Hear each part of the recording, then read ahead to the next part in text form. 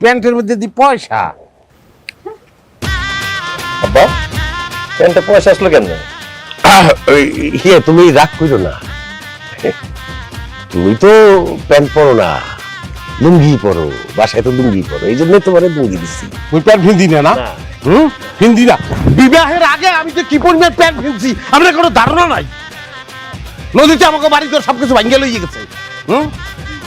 ঘর জামাই থাকছে ইয়া এখানে বই আমি লুঙ্গি পরার অভ্যাস করছি। শোনো, তোমাকে বলতে আছি এই যে অপমান, আজকে আমার যে অপমান করছে, এই যে আমার যে এক ঠ্যাঙ্গের ব্যবস্থা করছে আর একটা ঠ্যাঙ্গের ব্যবস্থা করে নাই। ফেললাম এই এক ঠ্যাঙ্গের ব্যবস্থা করছে, এরা মানলাম আর এক ঠ্যাঙ্গের ব্যবস্থা করবে। হ্যাঁ করবে কি করবে না, হাতে কিছু যায় আসে না আমার। লাও বাড়িতে থাকবো না, লাও। এখানে আর এক মুহূর্ত না, চলো। এই যে আপনারা আমি নিষেধ করছিলাম না যে আলাদা আলাদা উপহার দেন না, আপনি তো ভেজালটা লাগাইছেন। বাবা, আমার বাবা ভালো, তুমি শান্ত হও।